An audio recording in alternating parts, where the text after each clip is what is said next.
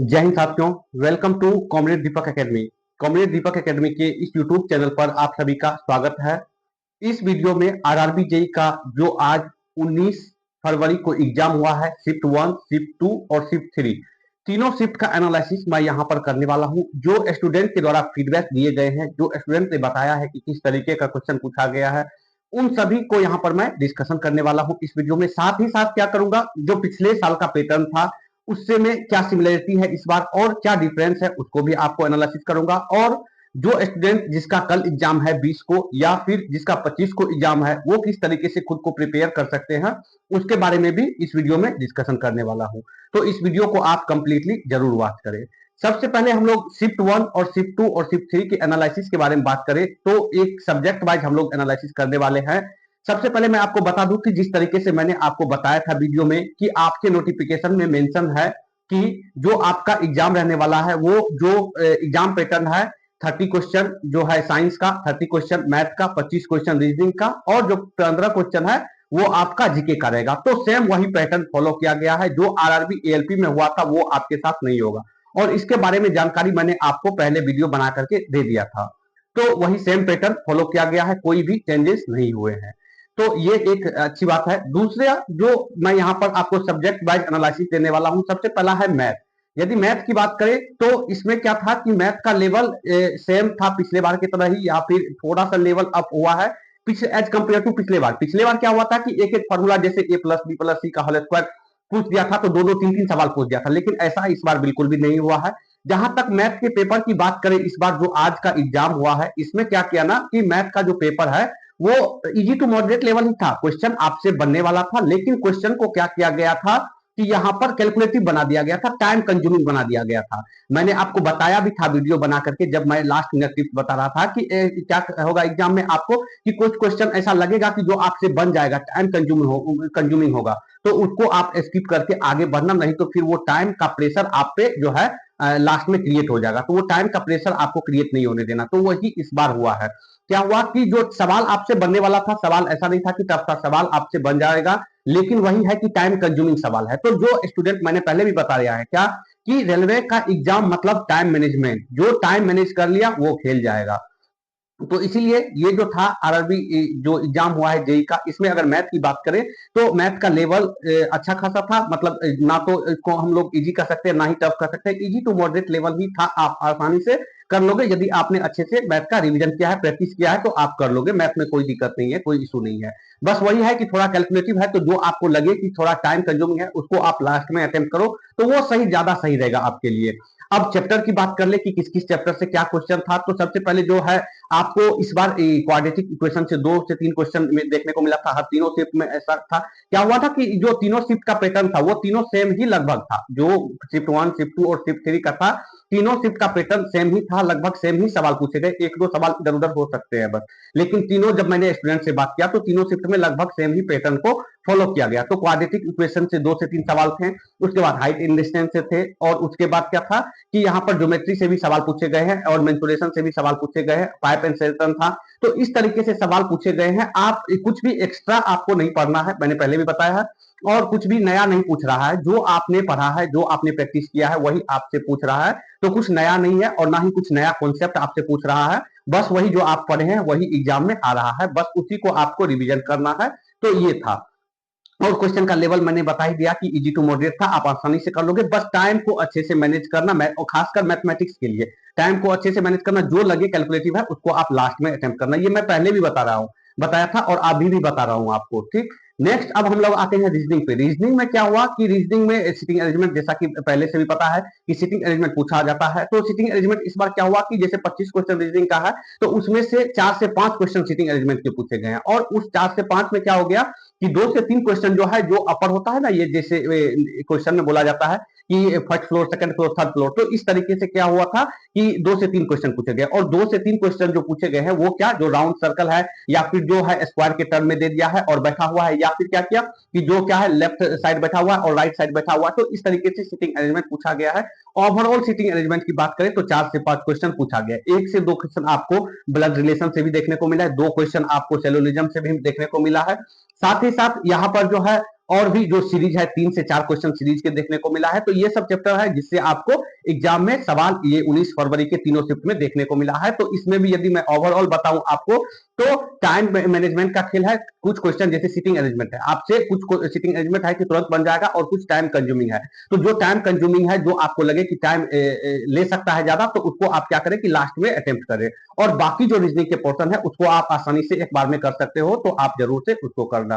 तो ये था टाइम कंज्यूमिंग, थोड़ा रीजनिंग में भी जो वो लंबा वाला सवाल था, जो क्या सिटिंग अरेंजमेंट, वो क्या था, थोड़ा टाइम कंज्यूमिंग था। बाद बाकी आप आसानी से कर लोगे। तो रीजनिंग की भी बात करें तो कुछ भी नया नहीं था, कुछ नया कॉन्सेप्ट नहीं था, जो पहले से पूछा आ रहा है उसी पैटर्न को फॉलो किया है यहाँ पर। तो इजी टू मॉडरेट रीजनिंग के पेपर को भी आप बोल सकते हो। नेक्स्ट आते हैं हम लोग साइंस पर। अब साइंस में क्या किया गया कि साइंस में जो है ये फिजिक्स, केमिस्ट्री और बायोलॉजी, तो इस तरीके से वेटेज रखा गया है। फिजिक्स के क्वेश्चन कुछ ज्यादा है, फिर केमिस्ट्री के, फिर बायो के क्वेश्चन। ऐसा नहीं है कि बायोलॉजी के क्वेश्चन नहीं है, क्वेश्चन है प्रॉपर तरीके से, बहुत अच्छे तरीके से आरआरबी ने अरेंज किया है। बट यही है कि एक दो क्वेश्चन जो है वो फिजिक्स के कुछ ज्यादा देखने को मिले एज कंपेयर टू केमिस्ट्री और बायो। उसके बाद केमिस्ट्री, उसके बाद बायोलॉजी यहाँ पर पूछा गया है। अब फिजिक्स में बात करें तो फिजिक्स में जो है आपको light chapter very very important. मैंने आपको जब पढ़ा रहा था साइंस सीरीज, तो उसमें भी मैंने आपको बताया था कि लाइट सीरीज बहुत ही इंपॉर्टेंट है। वहां पर मैंने लाइट के क्वेश्चन भी आपको करवाए थे कि किस तरीके से पूछा जाता है। तो लाइट का जो है वो बहुत ही इंपॉर्टेंट है। यदि कोई कल या फिर जो 25 को एग्जाम देने जा रहा है, तो लाइट चैप्टर को आप अच्छे से फॉलो कर पढ़ के जाए, और जो है लाइट और इलेक्ट्रिसिटी दो चैप्टर आप बहुत अच्छे तरीके से पढ़ के जाए। लाइट में क्या होता है ना कि ये स्टार्टिंग से लेकर के प्रकाश क्या है जो है वहां से लेकर के आपको जो है जो लास्ट वहां पर जो मानव नेत्र के दोष है उसको भी आपको वहां तक कवर करके जाना है। और इलेक्ट्रिसिटी की बात करें तो आप इलेक्ट्रिसिटी में मैग्नेटिज्म जो है वो चुंबकत्व, उसको भी आप अच्छे से पढ़ के जाए। तो इस तरीके से यहाँ पर लाइट और इलेक्ट्रिसिटी के क्वेश्चन देखने को मिला है। और बाकी सब्जेक्ट बाकी यहाँ पर चैप्टर से भी क्वेश्चन पूछे गए हैं। ऐसा नहीं है कि सिर्फ लाइट और इलेक्ट्रिसिटी ही था, बाकी सब यहाँ पर चैप्टर भी पूछे गए हैं। नेक्स्ट केमिस्ट्री की बात करें तो केमिस्ट्री में क्या एटॉमिक नंबर से क्वेश्चन पूछे गए हैं। तो एटॉमिक नंबर को जो है आप यहाँ पर क्या है कि आपको न्यूमेरिकल भी पूछ सकता है। फर्स्ट शिफ्ट में शायद एक न्यूमेरिकल पूछा गया है कि एटॉमिक नंबर से जो है मास नंबर, या आपको जो है यहाँ पर इलेक्ट्रॉन या प्रोटॉन, इस टाइप से जो है क्वेश्चन पूछा जाता है। तो आप उसको एटॉमिक नंबर को अच्छे से करके जाए। जो परमाणु संरचना चैप्टर है, एटॉमिक स्ट्रक्चर, उसको भी आप अच्छे से पढ़ के जाए। तो ये केमिस्ट्री है। दूसरा क्या है कि केमिस्ट्री में थोड़ा लैंग्वेज टाइप के भी क्वेश्चन देखने को मिले हैं, तो उसको भी आप जरूर से करके जाए। तीसरा, अगर बायोलॉजी की बात करें तो बायोलॉजी में जो है सबसे इंपॉर्टेंट और सबसे जो ज्यादा पूछे जाते हैं चैप्टर, वही चैप्टर सबसे ज्यादा पूछे गए, जो सेल, आप लोग अच्छे से पढ़ते भी है सेल चैप्टर, तो सेल चैप्टर से क्वेश्चन अच्छा देखने को मिला है। उसके बाद और भी चैप्टर से थे, ह्यूमन रिप्रोडक्शन से भी थे। और इस तरीके से जो भी चैप्टर है, आप ज्यादा कुछ कॉन्सेप्ट नहीं पढ़ना, जो भी कॉन्सेप्ट है आपके पढ़े हुए कॉन्सेप्ट से ही देखने को मिला है। हाँ, बस क्या था कि कुछ क्वेश्चन जो है फर्स्ट, सेकंड और थर्ड शिफ्ट में वो स्टेटमेंट वाले, मैंने जब आपको साइंस सीरीज बता रहा था तो उस टाइम भी बताया था कि स्टेटमेंट वाले क्वेश्चन आपको देखने को मिलेगा। और स्टेटमेंट वाले क्वेश्चन तभी आप सॉल्व कर पाओगे जब क्या रहेगा ना कि आपका कॉन्सेप्ट क्लियर रहेगा। तो वो स्टेटमेंट वाले क्वेश्चन यहाँ पर देखने को मिले हैं। तो आप अच्छे से रीड करना स्टेटमेंट वाले क्वेश्चन को। आप यदि नहीं हो तो आप उसमें जो ऑप्शन नेग्लेक्ट करने का तरीका होता है, मैंने आपको बताया था कि ऑप्शन को कैसे छांटना है, तो वो ऑप्शन छांटने के तरीका से भी आप आंसर निकाल सकते हो स्टेटमेंट वाले क्वेश्चन को। तो उस चीज पर फोकस करना आप। तो इस तरीके से साइंस का भी यदि पेपर की बात करें तो इजी टू मॉडरेट ही था, ज्यादा टफ क्वेश्चन नहीं था। बस वो थोड़ा स्टूडेंट को दिक्कत क्या हुआ ना कि वो जो स्टेटमेंट वाले सवाल दिए थे तो उसको थोड़ा पढ़ने में और समझने में, अब स्टेटमेंट है तो पढ़ने और समझने में तो टाइम लेगा ही, तो इसीलिए थोड़ा स्टूडेंट को प्रॉब्लम हुई है। बट यदि पेपर की बात करें साइंस का तो वो इजी टू मॉडरेट ही रहा है।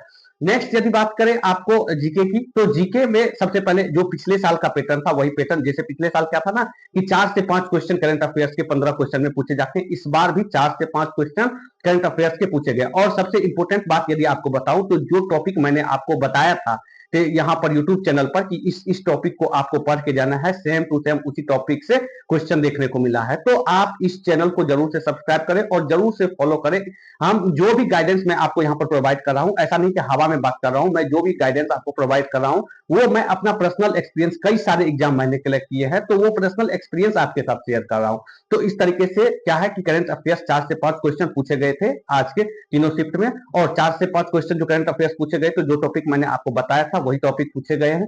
नेक्स्ट यदि मैं आपसे बात करूं तो जो जीके के पोर्शन थे तो उसमें 10 से 11 क्वेश्चन पूछे गए जीके में, जिसमें पॉलिटी से 2 से 3 क्वेश्चन देखने को मिला है जो आर्टिकल थे। आर्टिकल से ही यहाँ पर पॉलिटी में क्वेश्चन मैक्सिमम देखने को मिला है। और आर्टिकल ऐसा भी नहीं है कि आपको लास्ट का आर्टिकल 350 343 इस टाइप के, स्टार्टिंग के जो आर्टिकल है वही आपको ज्यादा पूछे गए हैं। तो उस आर्टिकल को भी आप अच्छे से, जो मौलिक कर्तव्य मौलिक अधिकार है, इस टाइप के आर्टिकल्स को आप जरूर से कवर करके जाए।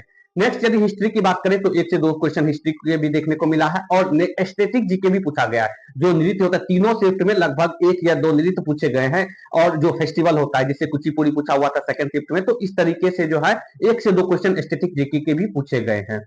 नेक्स्ट यदि मैं बात करूं तो नेक्स्ट जो है ज्योग्राफी से ही भी एक क्वेश्चन देखने को मिला है, फर्स्ट शिफ्ट में भी सेकंड शिफ्ट में भी, और यहाँ पर 2 क्वेश्चन या 1 क्वेश्चन थर्ड शिफ्ट में भी ज्योग्राफी से पूछा गया है।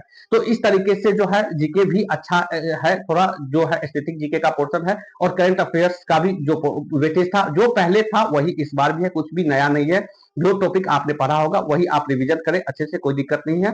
तो यही चीज है, जो यदि जीके का पेपर करें तो थोड़ा मॉडरेट इसको बोल सकते हैं, इजी टू मॉडरेट नहीं कह सकते, क्योंकि लेकिन क्या है ना कि जो जीके है वो यदि टेक्निकल स्टूडेंट है तो उसका थोड़ा वीक ही रहता है। तो इसको हम लोग मॉडरेट टू हार्ड या मॉडरेट बोल सकते हैं आराम से, कोई दिक्कत नहीं है। मॉडरेट है, पेपर मॉडरेट था जीके का भी। आप आसानी से यदि रिवीजन किए होंगे, जो टॉपिक मैंने आपको बताया था या जो तो आप पहले से पढ़े होंगे उसको रिवीजन किए होंगे, हिस्ट्री ज्योग्राफी पॉलिटी, तो आप आसानी से कर लोगे, आप अच्छा स्कोर कर सकते हो।